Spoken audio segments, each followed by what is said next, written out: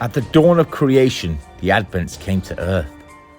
Now you will learn of their awful legacy and how it affects mankind.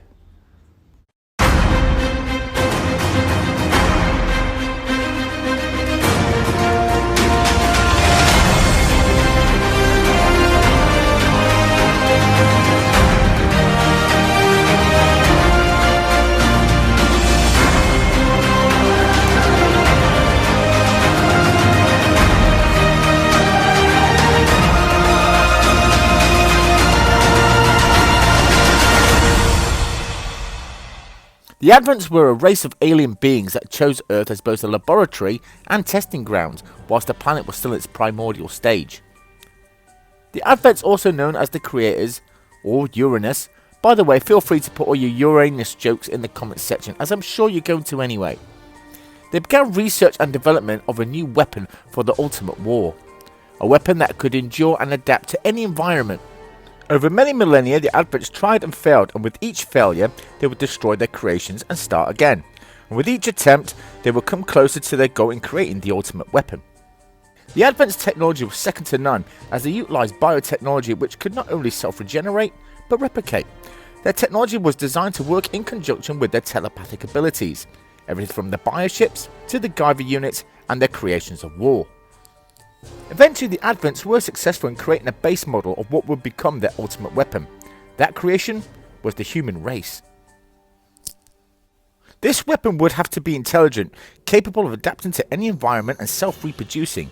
However, the Advents were not 100% satisfied with this new creation and began modifying mankind to become more powerful by manipulating their genome, turning them into zoonoids. This new model of human would have the ability to transform into hyper-aggressive creatures wielding great power, capable of extreme violence and destruction.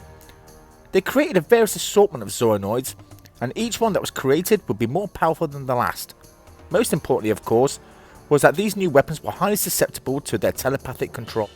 Over time, as more and more zoonoids were created, the Advents decided they would need someone who would lead the zoonoids into the war for which the humans and zoonoids were created. This new weapon would be their general and would also rule the Earth in the Creator's stead. So they brought forth a being into this world with unrivaled power, a Overlord named Arkanfel. Arkanfel would be the first of 12. It would not only be his purpose but his destiny to fulfill the wishes of the Advents, as that is how and why he was created.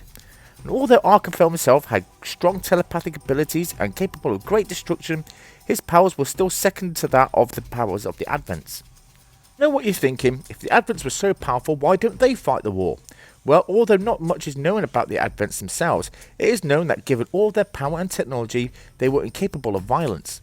It was not within their nature, hence them creating beings to do the fighting for them. Arkanfel and the Zoonoids had exceeded all their expectations, but there was one more test they wanted to conduct. The Advents wanted to see what would happen when a basic model human is merged with a Guyver unit, and the results shocked them. Generally, the Guyver units were reserved for the Advents themselves, as it was part of their standard equipment. In fact, the Guyver unit was a very versatile piece of equipment that it would be able to merge with almost any being with which it would enhance their natural attributes and abilities. However, when it was merged with the basic model human, it increased his abilities exponentially.